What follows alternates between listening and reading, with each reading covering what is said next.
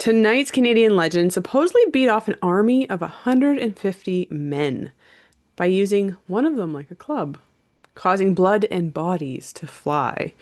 He's often compared to Paul Bunyan, but is a French-Canadian hero. Listen in to learn more about both fact and fiction beyond the legendary Joseph Montferrand. Good evening and welcome back to Paraghoul Paranormal Discoveries from the Dark. I'm your host, K.D. Culpa, a horror author and paranormal researcher based in Regina, Saskatchewan. Each week on the podcast, we dive into the shadows of Saskatchewan's past and even go beyond, uncovering dark history, mysteries, urban legends, and sometimes we even get to some monsters. If you're one of the listeners that comes back each week but aren't yet subscribed, please hit that follow button and share it with someone who loves the weird and wonderful. I've got more big guests and haunted deep dives coming your way, so join me now as we explore the unknown and bring life to the ghosts and monsters hiding in the dark.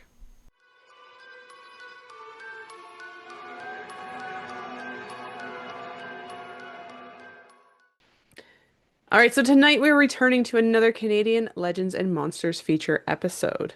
In this series, we dive into the eerie tales and mythical creatures that roam the vast landscapes of Canada. Our feature this evening takes us to the Ottawa Valley, which marks the boundary between eastern Ontario and the Quebec region, including the Ottawa River. Now, apparently, it's quite a large area, encompassing approximately 2.4 million hectares, and was once covered by the Champlain Sea, meaning that you can find actually fossils in the limestone there, which is kind of cool. Now, what makes this area part of a Canadian legend is the man that is said to have once lived and worked along the valley, which is covered with quite a bit of wilderness, or so they say. I can't say I've ever been myself, but might need to check it out. And we are talking about the Canadian lumberjack, Joseph Montferrand, or as others might know him, Big Joe Mufferaw. So Joseph Montferrand has been compared to Paul Bunyan, as I said, as he was a large, strong man who worked as a lumberjack in the Ottawa Valley. He is considered a heroic figure in the history of French Canada, and he was said to be big, handsome, courteous, warm, generous, and even devoted. He was a giant of a man, standing at 6 feet 4 inches, which is particularly large for back in that day when he was alive. Now, like Paul Bunyan, there is some truth behind the legend, but of course, as people talk and get excited, things can sometimes get blown out of proportion.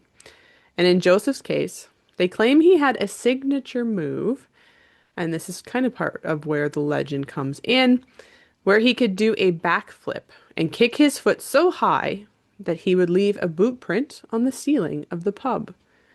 Apparently, I guess you could walk into a pub back then, and if you saw a boot print on the ceiling, you knew that Joseph had been there. His strength was also exaggerated, not surprising, with claims that he could lift a plow at an arm's length with a single hand, or that he was so fast that he wore down a path to his girlfriend's house, which I guess is now known as the Rideau Canal. So he actually made a canal by running? I don't know. Now, something Joseph is most famous for, from what I could tell anyway, and is very exaggerated by the sounds of it, is what is known as the Bridge Battle. Now, this occurred during a time when there was a lot of tension in the Ottawa Valley's lumber industry, as part of what's known as the Shiners' Wars. So this occurred around 1829 to 1845 and resulted in a lot of violent conflict in the area.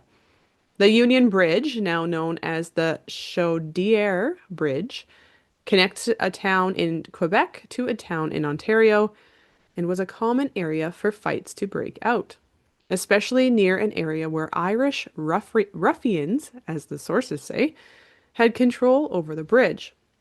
Now, apparently, there was a lot of tension between the French Canadians and the Irish Catholic immigrants in the area because of unemployment issues, where the Irish were seeking employment in the lumber industry, and where the Irish, or more specifically the Shiners, were trying to disrupt the French-Canadian timber operations to gain some of the jobs. So they kind of wanted to get into the lumber industry for themselves.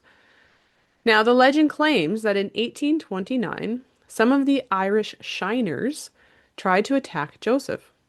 If you believe the legend, they say more than 150 shiners, to be exact, ambushed him. But don't worry, as Joseph managed to single-handedly win the fight by picking up one of the shiners by his ankles and using him as a club, swinging him around. Claims were that he left the area quite bloody with bodies going over the side of the bridge into the Ottawa River until the shiners finally turned and ran away. But most say this is likely completely false. And I kind of like, obviously, right? I don't know. Even more unbelievable claims that have been mentioned are things like his pet frog that would bark like a dog and ride on his back, or that he was Paul Bunyan's cook. But what about the real story behind the legend?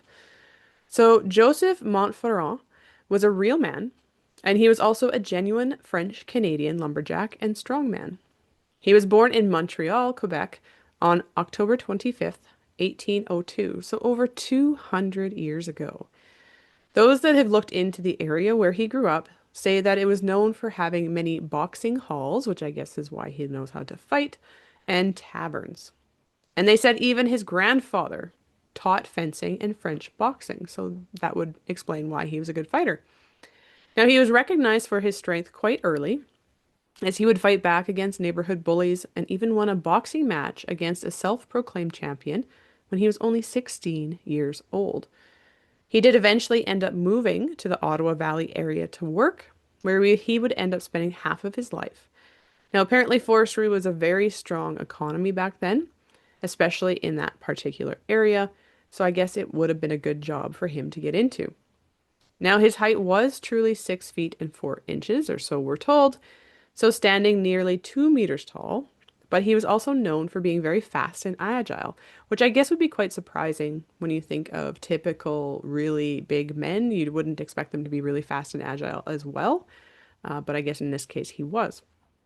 Now, at 21 years old, he signed on with the Hudson's Bay Company, working in the forestry industry, and included jobs like being a log driver, a foreman, and a master raftsman. Now, apparently, he would eventually make 3 times the salary of a regular lumberjack, which is doing quite well for himself, I have to say. And not only that, he was truly really good at fighting.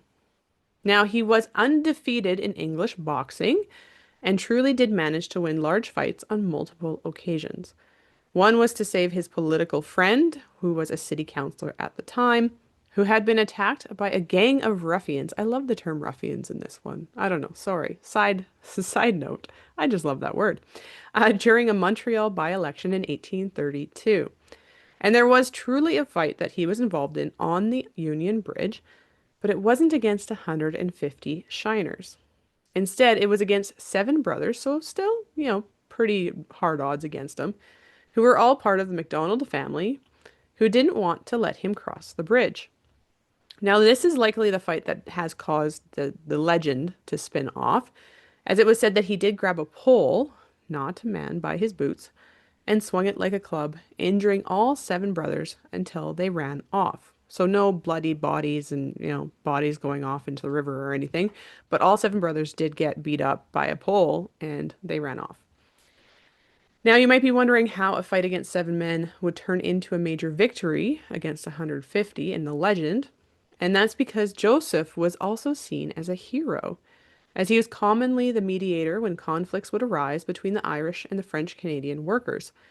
He would prevent fights from escalating to a much more violent extent, making things easier for his employers, and he was also compared to David slaying the Irish Goliath during those hard times. So he was a symbol of hope and resistance for the French-Canadian population during turbulent times. So that is kind of why he got this legend hero status. Now, Joseph would eventually retire around 1857, returning to his birthplace of Montreal. Apparently, he had been affected by rheumatism and a bent back, and eventually died in Montreal on October 4th, 1864, at the age of 61. But how did his stories become folklore? Now, apparently, even a biographer attempted to write about Joseph only 2 decades after his death, but was having difficulty even back then figuring out what was truth and what was fiction. That was how quickly the stories about him were spun. The interest in him in the 1880s also grew because of public health debates, where writers and doctors were trying to use Joseph to romanticize the French Canadian physique, claiming that, he was a normal French Canadian that was a product of living in the healthy, natural Canadian climate. So I guess the doctors were trying to say that the nature was a much better place to be because of this compared to, the poor health and high mortality rates of those modern French Canadians living in urban city centers. However, his presence and memory did bring confidence and pride to the French Canadian population. Now, you can find a massive statue at Joseph at Explorers Point in Ottawa, Ontario. He's also been designated as a National Historic Person by Parks Canada and even had a commemorative stamp in his honor in 1992. So that's the story of Big Joe Mufferaw, which apparently was a mispronunciation by English back in the day, so more accurately, Joseph Montferrand. And although he didn't have a scary background, I thought that the claim that he beat some Irishmen to death by using another Irishman as a club was pretty graphic. I don't know. It's kind of a situation there. All over just being able to cross a bridge. Now, hopefully that one part of the legend isn't true, as that would be kind of awful, but I don't know. Although I couldn't find any accounts of ghostly sightings of Joseph, his name is still heard throughout Eastern Canada and beyond. Thank you for listening to Paraghoul Paranormal. If you enjoyed tonight's episode, then make sure you check out my local YQR Ghost Guide to learn more about the top ghosts and haunted buildings in Regina. Within the free download, you'll learn about who the most famous ghosts of Regina, Saskatchewan are, as well as some of the history behind the most haunted buildings. So head over to my website at kdkulpa.com to get your copy today. And before you go, I just want to say thank you for being here. Every listen, every share, every bit of support helps me take this podcast further. It allows me to interview bigger names in the horror and paranormal world, travel to more haunted places, and create more behind-the-scenes content just for you. So if you haven't already, please subscribe, leave a review, and share it with a friend. I'll keep doing my part to make this show something special and spooky just for you. So stay tuned for more episodes where we uncover more secrets, unravel more mysteries, and dive deeper into the shadows. This is Katie Culpa signing off. Until next time, my ghouls.